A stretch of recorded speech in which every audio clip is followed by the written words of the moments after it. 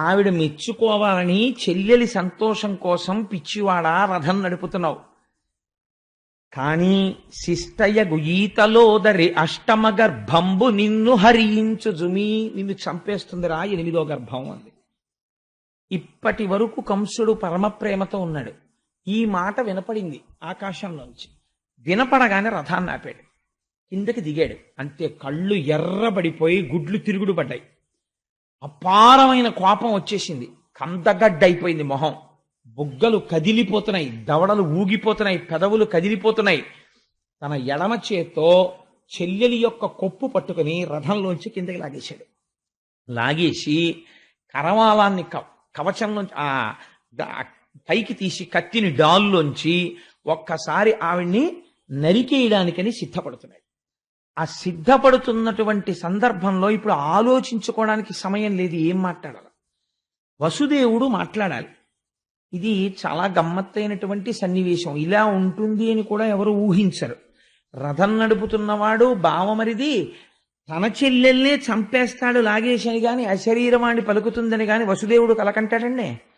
కాబట్టి ఇప్పుడు ఏం మాట్లాడాలి అంటే, ఇలాంటప్పుడు కూడా ఏమీ కంగారు పడకుండా, ధర్మం తప్పకుండా, చాలా పెద్ద మనిషిగా తానప్పుడు మాట్లాడినటువంటి మాట తాను తప్పలేనటువంటి మాట అయ్యేటట్టుగా మాట్లాడగలగడం అంటే దానికి ఈశ్వరానుగ్రహం ఉండాలి. లేనివాడు మాట్లాడలేడు. అలాగే ఏ రకంగా ఈశ్వరుడితో అనుబంధం పెట్టుకున్నా ఈశ్వరుణ్ణే చేడుతాం.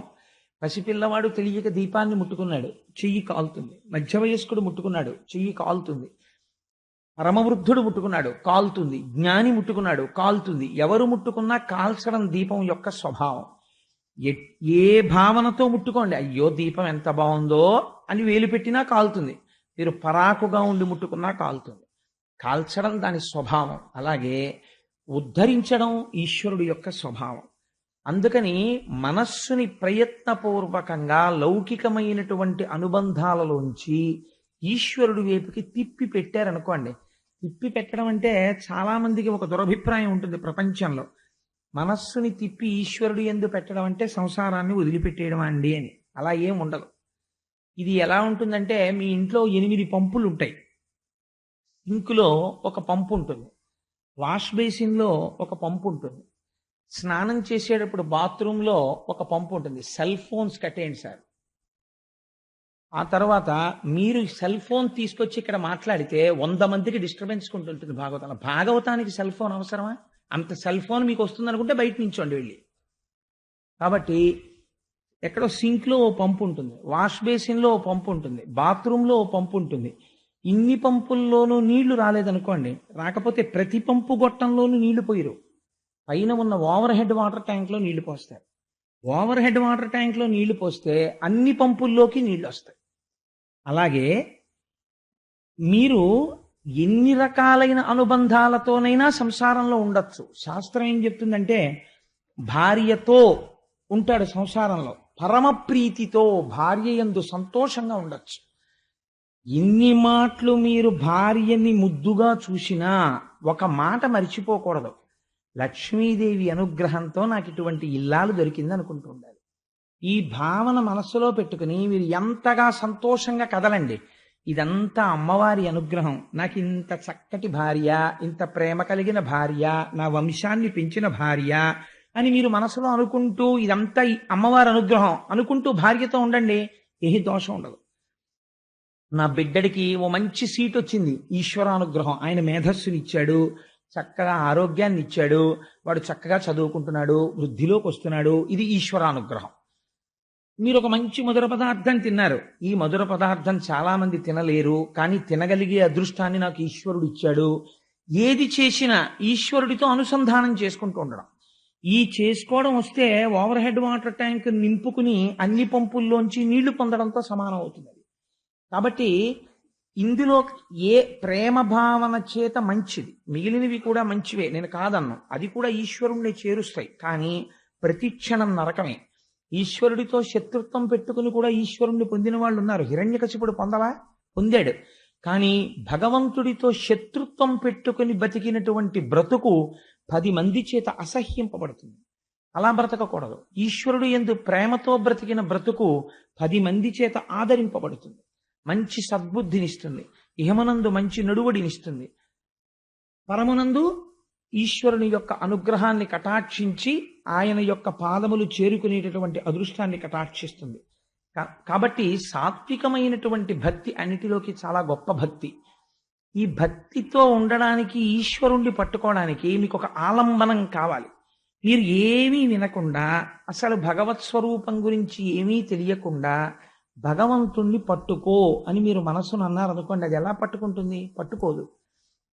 మీకు లోపల అది బాగా పట్టుకోవాలంటే అందరికన్నా బాగా సులభుడై రావాలి పరమాత్మ. లేకపోతే ఆయనకి ఏమి కర్మ అండి? ఒక పసిపిల్లవాళ్లే పుట్టి పశువుల వెంట పరిగెత్తి, ఆవుల వెంట పరిగెత్తి, దూడల వెంట పరిగెత్తి చోరలీల చేసి ఎందుకన్ని లీలలు చేశాడు అంటే, ఈ లీలలు చేయడం వెనకాతల అంతరార్థం ఏమిటంటే, మీకు దాని లోపల ఉన్న రహస్యం అర్థం అవ్వచ్చు, అర్థం అవ్వకపోవచ్చు. కనీసం బాహ్యంలో ఆ కథ మనస్సుని పట్టుకుందనుకోండి, పట్టుకుంటే మనస్సు అస్తమానం తరచి తరచి తరచి తరచి దాని గురించి ఆలోచిస్తుంది. ఆలోచించినప్పుడు పట్టుకున్న వస్తువు దేన్ని పట్టుకుంది? కృష్ణుడిని పట్టుకుంది. రసో వై సహా అని పేరు ఆయనకి. కాబట్టి అది ఏ ఫలితాన్ని ఇస్తుంది? ఈశ్వరుడి దగ్గరికి చేరుస్తుంది. మనస్సుకి అపారమైనటువంటి తృప్తిని, ప్రశాంతతని కల్పిస్తుంది. కాబట్టి దశమస్కంధం భాగవతంలో ఆయువు పట్టు అనడానికి కారణం, భాగవతంలో దశమస్కంధంలోకి వచ్చేటప్పటికే కృష్ణ పరమాత్మ యొక్క ఆవిర్భావాన్ని, లీలల్ని విశేషమైనటువంటి వర్ణన చేశారు వ్యాస భగవానుడు. ఆంధ్రీకరించి పోతన గారు మనకు ఉపకారం చేశారు. నవమస్కంధంలో ఒక గమ్మత్తు చేశారు. నవమి నాడు రామచంద్రమూర్తి పుట్టారు. దశమస్కంధాన్ని ప్రారంభం చేసే ముందు నవమస్కంధంలో రామాయణం చెప్పారు వ్యాసుల వారు కానీ, పోతన గారు కానీ. నవమస్కంధంలో ఎక్కువ భాగం యథార్థానికి రామచంద్ర ప్రభువు యొక్క సంకీర్తనమే. కానీ నేను దాన్ని అంత విపులంగా మళ్ళీ ఎందుకు స్వీకరించలేదంటే, ఇతపూర్వం మనం అందరం ఇక్కడ రామాయణం చెప్పుకుని ఉన్నాం కాబట్టి ఆ రామాయణం చెప్పుకున్నటువంటి ఫలితాన్ని, ఆ రామాయణం చెప్పుకున్నటువంటి పరిస్థితిని భాగవతాంతర్గతం చేసి తీరుతాడు రామచంద్రమూర్తి. ఆయన కృపాకటాక్షములు ఉన్నవాడు కాబట్టి మనం ఇంకొక స్కంధం వైపుకి నడవడానికి అవకాశం ఉంటుంది అని రామాయణంలో నవమస్కంధంలో ఉన్న రామాయణాన్ని పక్కన పెట్టడం జరిగింది. అంత మాత్రం చేత నేను దానిని విడిచిపెట్టినట్లు కాదు. అందుకని నేను ఒక 4 వాక్యములలో రామాయణాన్ని పూర్తి చేసేసాను అనుకోండి. పూర్తి చేసేస్తే నేను నవమస్కంధంలో రామాయణం చెప్పేసినట్టే కదా. ఇక్ష్వాకు వంశమునందు జన్మించిన దశరథ మహారాజు గారికి సంతానం లేకపోతే పుత్రకామేష్టి చేస్తే సంతానము కలగడానికి ప్రతిబంధకమైనటువంటి పాపము పరిహరింపబడి యజ్ఞపురుషుని యొక్క అనుగ్రహము చేత లభించిన పాయస పాత్రలోని పాయసాన్ని తన 3 ధర్మపత్నులైన కౌసల్య, సుమిత్ర, కైకేయిలకి పంచి ఇస్తే పుట్టినటువంటి రామలక్ష్మణ భరత శత్రుఘ్నులు నలబడేటటువంటి 4 కుమారుల యందు మహాధర్మాత్ముడైన రామచంద్రమూర్తి పితృవాక్య పరిపాలనం కోసమని తాను వివాహం చేసుకున్న సీతమ్మ తల్లితో కలిసి తండ్రిని సత్యవాక్యమునందు ప్రతిష్ఠితుడిని చేయడం కోసం 14 సంవత్సరముల అరణ్యవాసమునకు బయలుదేరి వెళ్ళి అక్కడ శూర్పణఖ యొక్క ముక్కు చెవులు కోసి, మారీచాది రాక్షసుల యొక్క పీచమణచి విశ్వామిత్ర యాగ సంరక్షణం బాలకాండలో చేసి, అక్కసుతో రావణాసురుడు సీతమ్మ తల్లిని అపహరిస్తే ఆ తరువాత అరణ్యకాండలో ఆ కబంధ వధ జరిగిన తరువాత సుగ్రీవుని యొక్క జాడ తెలుసుకుని సుగ్రీవుడితో మైత్రి చేసి వాలిని సంహరించి హనుమ యొక్క సహాయం చేత 100 యోజనముల సముద్రమునకు ఆవల దక్షిణ దిక్కున ఉన్నటువంటి లంకా పట్టణంలో రావణాసురుని యొక్క ప్రమదావనంలో బంధింపబడిన సీతమ్మ తల్లి యొక్క జాడ హనుమ ద్వారా తెలుసుకుని సముద్రమునకు సేతువు కట్టి ఆవలి ఒడ్డుకు చేరి రావణ కుంభకర్ణాది రాక్షసులను తెగటార్చి తిరిగి సీతమ్మ తల్లిని తాను పొంది 11,000 సంవత్సరములు రామచంద్రమూర్తి రాజ్య పరిపాలన చేసి రామరాజ్యమని పేరు తెచ్చి ఎన్నో అశ్వమేధ యాగములు, వాజపేయములు, పౌండరీకములు మొదలైనటువంటి యాగములు చేసి మనిషి ఎలా ప్రవర్తించాలనేటటువంటి దానికి ఒక అద్భుతమైనటువంటి కొలమానమును ఏర్పాటు చేసినటువంటి విశేషమైనటువంటి అవతారము రామావతారము. ఆ అవతారమే, ఆ రామచంద్రమూర్తి యొక్క అనుగ్రహమే పోతన గారి యందు ప్రసరించి భాగవతమును ఆంధ్రీకరించుటకు తోడ్పడినది. ఆ రాముడే కృష్ణ కథ చెప్పించాడు. రాముడు కృష్ణుడు అని ఇద్దరు లేరు కనుక. కాబట్టి నేను నవమస్కంధంలో రామాయణం చెప్పినట్టే కదా. ఎందుచేత అంటే అలాగని రామాయణం విడిచిపెట్టడం ఇష్టం లేదు కాబట్టి రామాయణాన్ని స్పృశించినట్లే ప్రధాన ఘట్టాలు. ఇప్పుడు నేను దశమస్కంధంలోకి వెళ్ళడానికి తలుపు తెరుచుకున్నట్లు కదా. దశమస్కంధాన్ని ప్రారంభం చేస్తూ ఒక మాట చెప్తారు. పూర్వకాలంలో గోరూపాన్ని స్వీకరించి భూమి చతుర్ముఖ బ్రహ్మగారి దగ్గరికి వెళ్ళి ఏడ్చింది. మహానుభావ, భూలోకంలో ఎందరో రాజులు భూమిపతులమనేటటువంటి పేరు పెట్టుకుని పరమ దుర్మార్గమైనటువంటి పరిపాలన చేస్తూ ధర్మమును తప్పి ప్రవర్తిస్తున్నారు. ఇటువంటి వారి యొక్క మదం అణచడానికి, భూమి యొక్క భారమును తగ్గించడానికి, భూభారం అంటే మీరు ఎప్పుడు జ్ఞాపకం పెట్టుకోండి, అది కేవలము తక్కెట్లో వేసి తూచేటటువంటి కొలత కాదు. ఎన్ని ప్రాణులున్నా భూమికి ఎప్పుడూ బరువు కాదు. ఎంతమంది బిడ్డలు పుట్టినా తల్లికి ఎవ్వరూ బరువు కానట్టే. కానీ భూమి ఎప్పుడు బరువుగా బాధపడుతుంది అంటే ధర్మము తప్పి ప్రవర్తించేటటువంటి మనుష్యులను చూసి భూమి భారంగా బాధపడుతుంది. అందుకని సృష్టి చేసిన బ్రహ్మగారిని అడిగింది. వీళ్ళందరినీ సృష్టి చేసిన వాడు ఆయనే కదా. ఇంతమంది అధర్మాత్ములు ఇవాళ భూమి మీద తిరుగుతున్నారు, ఎలా నాకు భారం తగ్గడం అని అడిగింది. భారం తగ్గించడం, ఉన్నది నిలబెట్టడం స్థితికారుడైన శ్రీ మహావిష్ణువు యొక్క అనుగ్రహం. కాబట్టి నువ్వైనా నేనైనా ఆయన్ని ప్రార్థన చెయ్యాలని ఆనాడు చతుర్ముఖ బ్రహ్మగారు ధ్యానమగ్నుడై పురుష సూక్తంతో స్వామివారిని ఉపాసన చేశారు. ఆ ధ్యానమునందు ఆయనకు ఒక వాణి వినపడింది. వెంటనే కళ్ళు తెరిచి ఒక చిరునవ్వు నవ్వి బ్రహ్మగారు అన్నాడు, ఇటువంటి మహానుభావుడండి నిజంగా చతుర్ముఖ బ్రహ్మ. ఆయన అన్నాడు, భూమి నువ్వేం బెంగ పెట్టుకోకు, స్వామి తొందరలో కృష్ణావతారాన్ని స్వీకరిస్తున్నారు. ఆ అవతారం స్వీకరించింది మొదలదొక చిత్రమైన అవతారం.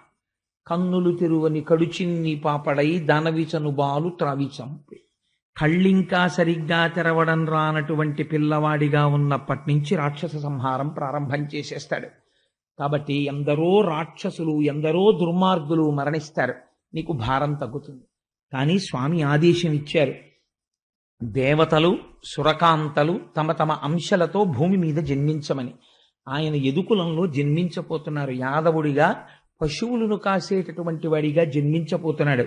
జగదాచార్యుడుగా లోకమునకు జ్ఞానమిస్తాడు అని చెబితే భూకాంత పరమ సంతోషాన్ని పొందినటువంటిదై తిరిగి వెళ్ళిపోయి కృష్ణ పరమాత్మ యొక్క ఆగమనము కోసమని నిరీక్షణ చేస్తాను. ఈలోగా భూమి యందు యదువంశమునకు చెందినటువంటి శూరసేనుడు అనబడేటటువంటి ఒక రాజు మధురా రాజ్యాన్ని పరిపాలిస్తున్నాడు. ఆయన కుమారుడు వసుదేవుడు. భోజవంశమునకు చెందినటువంటి వారు ఇద్దరు అన్నదమ్ములు ఉన్నారు. ఒక ఆయన పేరు ఉగ్రసేనుడు, ఒక ఆయన పేరు దేవకుడు. వాళ్ళిద్దరు అన్నదమ్ములు. ఈ ఇద్దరు అన్నదమ్ముల్లో దేవకుని యొక్క కుమార్తె దేవకి, ఉగ్రసేనుని యొక్క కుమారుడు కంసుడు. కాబట్టి అన్నదమ్ముల బిడ్డలు కనుక కంసుని యొక్క చెల్లెలు దేవకీదేవి. ఈ దేవకీదేవిని శూరసేనుని యొక్క కుమారుడైన వసుదేవునికిచ్చి వివాహం చేశారు. ఇక్కడే ప్రారంభం అవుతుంది. దశమస్కంధం ఉపనిషద్ రహస్యం. కాబట్టి దశమస్కంధం ప్రారంభంలోనే 1,00,000 టన్నుల ప్రశ్న ఒకటి పడుతుంది. ఆ ప్రశ్న లోపల కాని విడిందనుకోండి, విద్యతే హృదయ గ్రంథి విడిపోయినట్టు. కాబట్టి అది చాలా పరమ పవిత్రమైనటువంటి ఆఖ్యానం, కృష్ణ జననం. కాబట్టి మీరందరూ కూడా ప్రశాంత చిత్తులై వినే ప్రయత్నం చేయండి.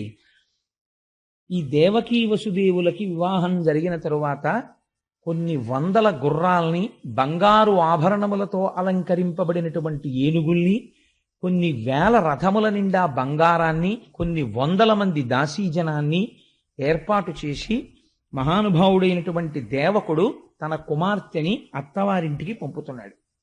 పంపుతుంటే కొన్ని వేల రథములు అనుసరించి వెడుతున్నాయి రాజమార్గంలో. ఇంకా వెళ్ళడానికి సిద్ధంగా ఉంది రథం. ఈ సమయంలో ఆ రథాన్ని చోదనం చెయ్యడానికి ఒక సారథి ఉంటాడు. ఎవరికో ఒకరికి ఆ బాధ్యత అప్పచెప్తారు కదా. సాధారణంగా రాజులు ఆ రథాన్ని నడపరు. ఇలాంటి సమయంలో కంసుడు అకస్మాత్తుగా వచ్చాడు. ఆయనకి చెల్లెలంటే మహాప్రేమ, మీరు మర్చిపోకూడదు ఆ విషయాన్ని. ఆవిడ అన్నదమ్ముడి యొక్క, తన తండ్రి గారి యొక్క సోదరుని కుమార్తె అయినా చాలా ప్రేమ దేవకీదేవి అంటే. కాబట్టి ఆయన రథాన్ని నడపడానికి సిద్ధపడ్డాడు. కానీ కంసుడి ప్రేమ చాలా గమ్మత్తుగా ఉంటుంది, మన ప్రేమల్లాగే ఉంటుంది అది కూడా. కిందటి ఏడాది కనపడినప్పుడు నా బెస్ట్ ఫ్రెండ్ అండి, నా ప్రాణం అంటాడు. వచ్చే ఏడాది కనపడి మీ బెస్ట్ ఫ్రెండ్ ఏడండి అంటే అబ్బాయి తెలుసుకోలేకపోయానండి, వాడికి నాకు ఇప్పుడు మాటలు లేవండి అంటే అలా ఉంటుంది. స్నేహం చిరకాలం వర్ధిల్లేటట్టుగా చెయ్యాలి తప్ప ఇవాళ స్నేహం చేసి రేపు వదలకూడదు. అందుకే స్నేహం నిలబెట్టుకోవడం వశిధారావ్రతం. అందుకే ఎక్కువ మందితో స్నేహం ఉండకూడదు. తనకి సరిపోయే వారితోనే స్నేహం చెయ్యాలి, దానికి వయసు అడ్డు రాదు. అలా స్నేహం చేసింది జీవితాంతము నిలబడిపోవాలి. ఆ స్నేహాలు అంత పవిత్రం కావాలి. అంతేకాని ఇవాళ స్నేహం చేసి రేపు విడాకులు ఇచ్చుకోకూడదు. స్నేహానికి అంత అందంగా ఉండాలి స్నేహం అన్నది. సరే, అందుచేత ఈ కంసుడు రథాన్ని నడుపుతాను అని బయలుదేరాడు. చాలా సంతోషించారు. ఎందుచేత ఆయన ఉగ్రసేనుని యొక్క కుమారుడు, ఆయనకి నడపవలసిన అవసరం ఏం లేదు. కానీ తానే చెల్లెల్ని అత్తవారింటికి దింపుతానని బయలుదేరి పగ్గములు పట్టుకున్నాడు. ఆ గుర్రాలను నడుపుతున్నాడు. వెనక దేవకీ వసుదేవులు కూర్చున్నారు. ఈ రథం వెళ్ళిపోతోంది. మీరు ఇప్పుడు ఒక్క విషయాన్ని కొంచెం జాగ్రత్తగా ఆలోచించండి. నేను తరచూ సభలో ఉండేవారికి వచ్చేటటువంటి సందేహాలు నేనే వేసుకుని అడుగుతుంటాను ప్రశ్నలు. ఇప్పుడు ఎవ్వరూ ఏమీ అనలేదనుకోండి, కంసుడు ఏమైనా చేస్తాడా? ఏమీ చెయ్యడు. అత్తవారింటికి దింపేస్తాడు దేవకీదేవి. పోనీ ఎవరైనా వచ్చి గూఢచారులు కానీ ఋషులు కానీ నమ్మదగిన విశ్వసనీయత కలిగినటువంటి వ్యక్తులు ఎవరైనా ఏమైనా చెప్పారా? ఎవ్వరూ పలకలేదు. అశరీరవాణి పలికినది అన్నారు. అశరీరవాణి అంటే ఇది చాలా గమ్మత్తైన మాట. శరీరము ఉంటే వాణి ఉంటుంది. వాణి ఉన్నది అంటే అది శరీరములోంచి వస్తోందని గుర్తు. అంతే కదండి. ఇప్పుడు కనీసంలో కనీసం మీకు ఎదురుగుండా నామరూపాలతో ఏదో ఉండాలి. ఓ చప్పుడు వినపడింది, తలుపు చప్పుడు అయిందంటారు. అసలు తలుపే లేదనుకోండి, చప్పుడు వస్తుంది, తలుపు చప్పుడు రాదు.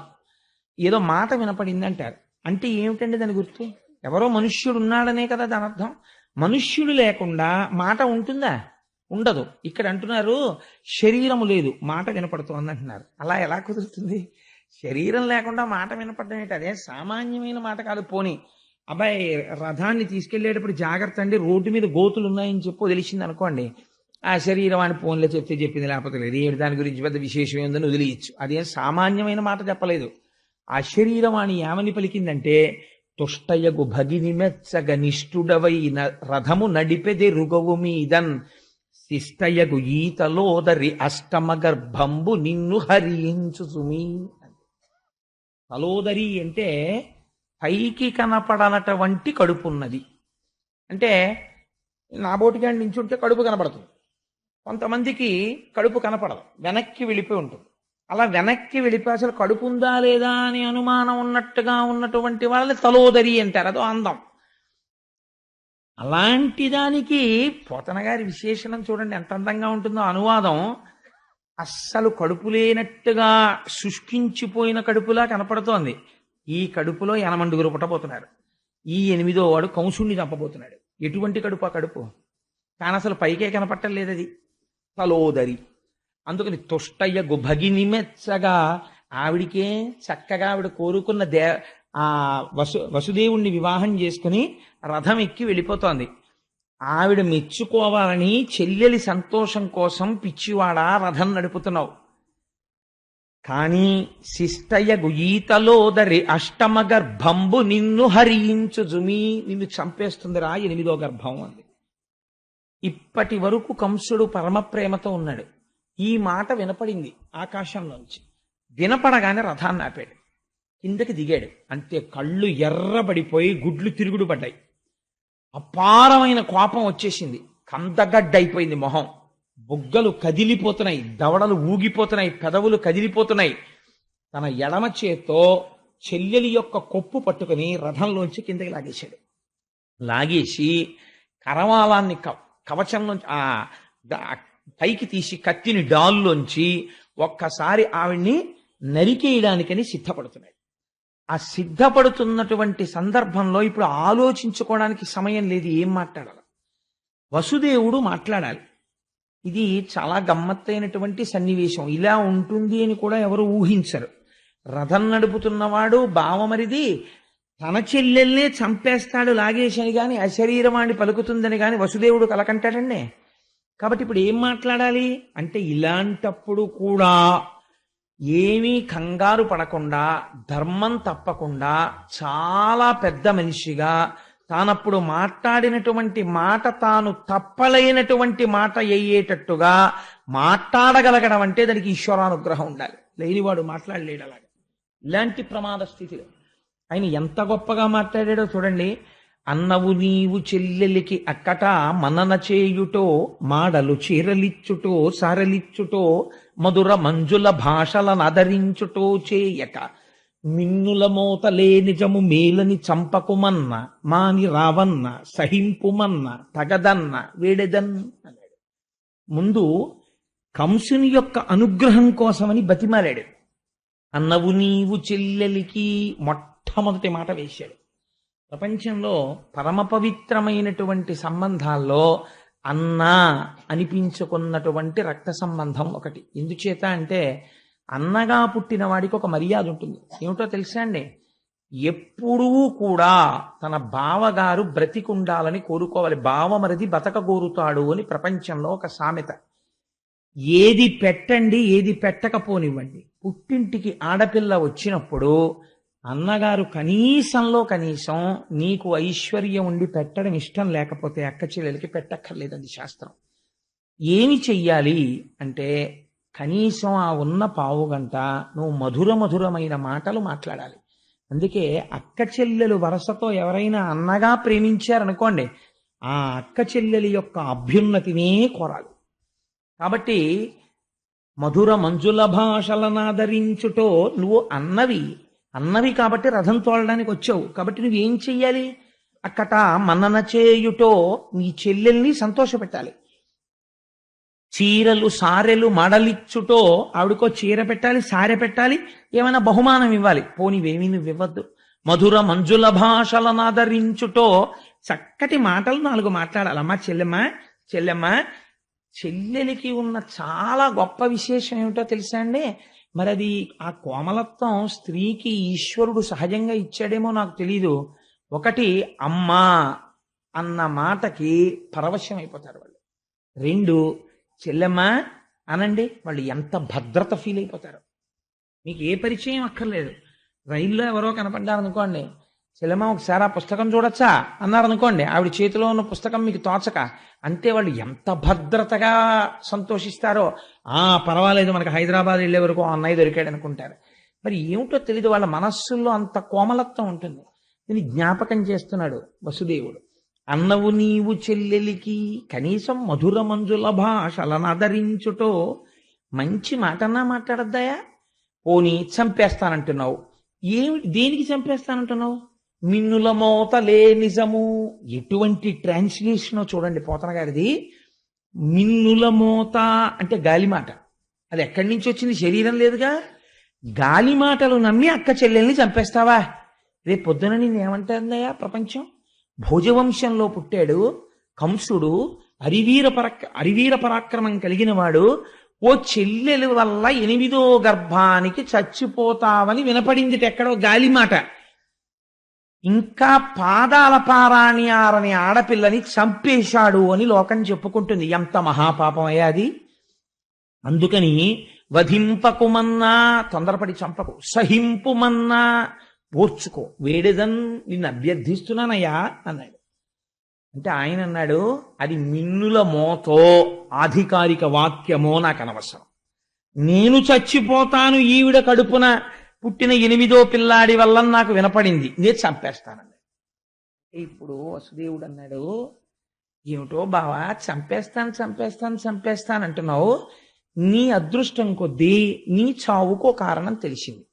ఈ పిల్లకి పుట్టేటటువంటి 8వ కడుపున పుట్టేటటువంటి వాడు నిన్ను చంపుతాడు అని నీకు తెలిసింది. ఒకవేళ తెలియలేదు, లేదా నువ్వు ఈ పిల్లని చంపేశావు, నీకు చావు రాకుండా ఉంటుంది అని నాకు చెప్పు. ఇది అడిగాడు వసుదేవుడు.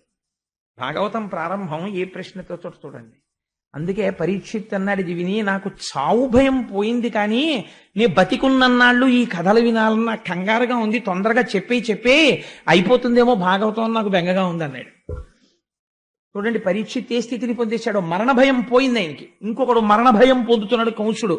మరణ భయం పొందుతున్న వాడి కథ వింటూ మరణ భయాన్ని పోగొట్టుకుంటున్నాడు పరీక్షిత్.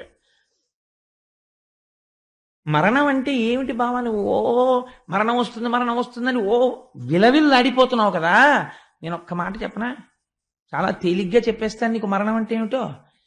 ఇక్కడ పెద్ద భూమి ఉంటే కాస్త మట్టి తీసి ఇక్కడ ఎట్టుకుని పిల్లలకి చెయ్యి చాపి చిన్నప్పుడు ఏంటంటే ఇల్లు కడిగి ఏదో కాళ్ళు కడిగి చేతులు కడిగి ఆకేసి పప్పేసి అన్నమేసి అంటారు. అలా ఇందులో కాస్త మట్టి తీసి ఇందులో పెట్టి, ఇందులో నీళ్లు తీసి బ్రహ్మాండంలోంచి ఇందులో పెట్టి, ఇందులో ఆకాశం తీసి ఇందులో పెట్టి, ఇందులో వాయువు తీసి ఇందులో పెట్టి, ఇందులో అగ్ని తీసి ఇందులో పెట్టి, ఈ 5 కలిపి 5 కొంచెం సేపు నీళ్లలో బుడగలా తిరిగి ఆ తర్వాత బుడగ పగిలిపోయినట్టు ఇందులో ఉన్నటువంటి భూమి అందులోకి వెళ్ళిపోయి, ఇందులో ఉన్న అగ్ని అందులోకి వెళ్ళిపోతే అదే మరణం. ఏముందని పెద్ద విశేషం ఏముంది? అసలు లోపల ఉన్నది ఎప్పుడూ ఉంటుందని బయటికి వెళ్ళిపోతుంది. ఇది వెళ్ళిపోతుంది. మళ్ళీ ఎలా వెళ్ళిపోతోంది అంటే వసుదేవుడు అన్నాడు, ఆ వెళ్ళడం కూడా ఎలా పెడుతుందో తెలుసా? వెళ్ళిపోయే ముందే తాను మళ్ళీ పుట్టవలసినటువంటి జన్మని ఉపాధిని వెతికేసుకుంటుంది స్మరణ చేత. ఇది చాలా ముఖ్యమైన మాట, మీరు గుర్తుపట్టాలి. స్మరణ చేత. ఎందుకని? మనస్సుకి ఏదో అలవాటు అవుతుంది, సంస్కారం. అస్తమానం ఈశ్వరుడు గురించి వినడం అలవాటు అనుకోండి, భగవంతుడి గురించి చెప్పడం అలవాటు అనుకోండి, భాగవతం చదువుకోవడం అలవాటు అనుకోండి, వాడి వెళ్ళిపోయేటప్పుడు కూడా వాడి సంస్కారం అక్కడే ఉంటుంది. కాబట్టి వాడు ఉత్తర జన్మలో ఏమవుతాడో తెలుసా అండి? ఒక మహాపండితుడికి కొడుగ్గా పుట్టి చిన్నతనం నుంచే అన్ని నేర్చేసుకుని పరవశించిపోయి ఈశ్వరుడు గురించి చెప్పుకుంటూ ఈశ్వరుడిలో కలిసిపోతాడు. ఒకడికి ఐశ్వర్యం మీద ఉండిపోయింది భ్రాంతి, మార్కండేయ పురాణం నిర్దాక్షిణ్యంగా చెప్పింది. వాడు ఏమవుతాడో తెలుసా అండి? పునర్జన్మ ఇచ్చే ముందు ఆఖరి ఆలోచనని బట్టిస్తాడు ఈశ్వరుడు. ఐశ్వర్యం గురించి ఆలోచించిన వాడికి ఏమిస్తారో తెలుసా అండి? తల పగిలి చచ్చిపోవలసిన జన్మిస్తారు. అంటే తేలు కానీ, జిర్రి కానీ, పాము కానీ ఇలాంటివి పుట్టి మందసాల కింద చేరుతాయి. ఆ డబ్బులున్న చోటుకి వచ్చి చేరుతాయి. లేకపోతే ధాన్యం పోసిన అదేంటి పెద్ద పెద్ద కావుల్లా కడతారు, వాటి కింద కానీ చేరితే తనది పోతుందని బెంగ. ఎవడో వస్తాడు అక్కడికి, అమ్మో నాది పట్టుకుపోతాడేమో అని బయటికి వస్తాడు. కర్ర పెట్టి కొట్టి తల పగిలేట్టు కొడుతుంటారు. ప్రాణం తోకలోకి వెళ్ళిపోతూ అప్పుడు అనుకుంటాడు, ఈ మాత్రం దానికా ఇంత కష్టపడ్డాను, ఎవరికీ కనపడకుండా దాక్కుని తిరిగాను కొడుకులకి రక్షిద్దామని, తల పగల కొట్టించేశాడు కొడుకు అంటాడు. ఇప్పుడు మళ్ళీ ఇంకో ఉపాధిలోకి పోతాడు. ఎంత చిత్రమో చూడండి. తన భార్య పక్కన పడుకుని ఇంకొక స్త్రీ గురించి ఆలోచిస్తాడు, గోడ మీద బల్లిగా వస్తాడని చెప్పింది మార్కండేయ పురాణం. కాబట్టి ఏమవుతుంది అంటే ఒకడు ఈశ్వరుడు గురించి స్మరిస్తూ ఉంటాడు. వాడు ఉత్తర జన్మల్లో హాయిగా ఒక మహాపండితుడు కడుపున పుట్టి ఏ లోటు లేకుండా 7 ఏళ్ళు 8 ఏళ్ళు వచ్చేటప్పటికి అపారమైన పాండితీ ప్రకర్షతో ఐశ్వర్యానికి లోటు లేకుండా 10 మందికి పెడుతూ తాను తింటూ భగవంతుడి గురించి చెప్పుకుంటూ సార్థకత పొంది ఈశ్వరుడిలోకి వెళ్ళిపోతాడు.